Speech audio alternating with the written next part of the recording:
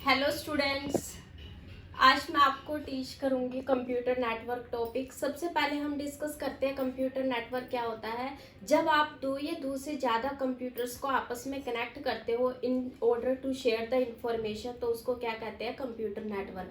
Computer network को हम इसीलिए यूज़ करते हैं ताकि हम आपस में इंफॉर्मेशन को शेयर कर सकें। तो इसी कंप्यूटर नेटवर्क का हम एक छोटा सा टॉपिक पढ़ने जा रहे हैं, नेटवर्क टोपोलॉजी। तो नेटवर्क टोपोलॉजी होता है the physical arrangement of computers is called the network topology, कि हम कंप्यूटर्स को किस ऑर्डर में अरेंज कर सकते हैं, ये चीज़ होती है नेटवर्क टोपोलॉजी। तो इसके लिए आप वेरियस टाइप की टोपोलॉजीज के बारे में पढ़ोगे। स्टार टोपोलॉजी होती है, बस टोपोलॉजी होती है, मल्टी ड्रॉप टोपोलॉजी होती है, रिंग टोपोलॉजी होती है, ट्री टोपोलॉजी होती है, हाइब्रिड टोपोलॉजी होती है। तो ये सारी क्या होती है, आपकी टाइप्स ऑफ टोपोलॉजी होती है।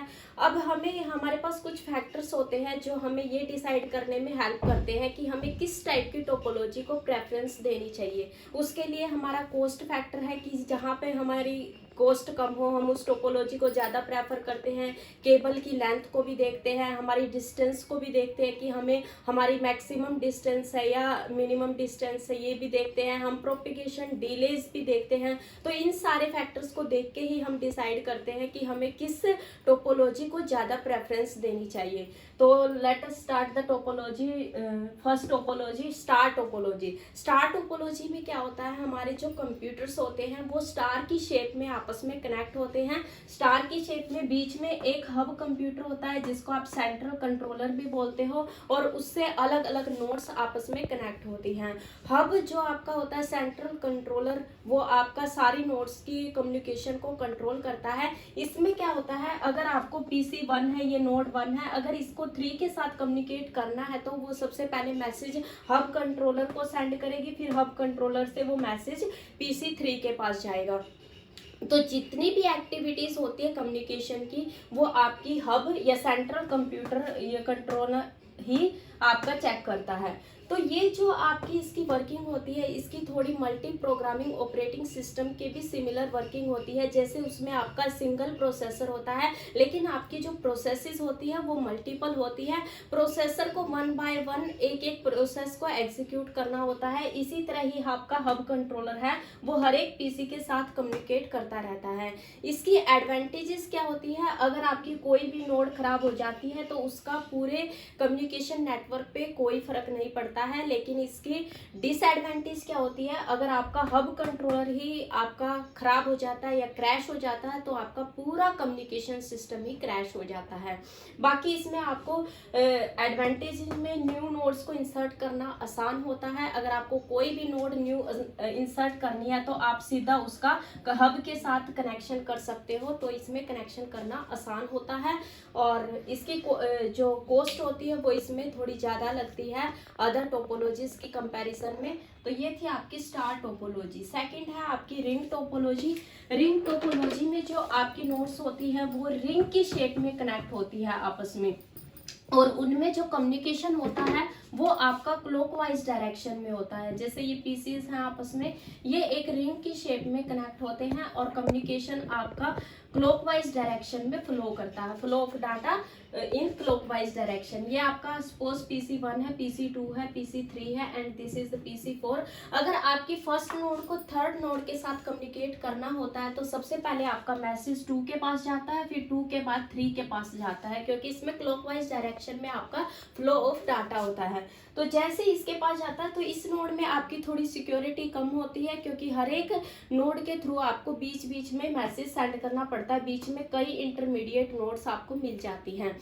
तो इसकी एडवांटेजेस क्या होती हैं कि इसमें अगर आपका PC4 क्रैश हो जाता है तो इसका कम्युनिकेशन सिस्टम पे कोई फर्क नहीं पड़ता है, लेकिन अगर आपकी कोई एडजेसेंट या इंटरमीडिएट नोड से खराब हो जाती है तो इसका आपके सिस्टम पे फर्क जरूर पड़ता है।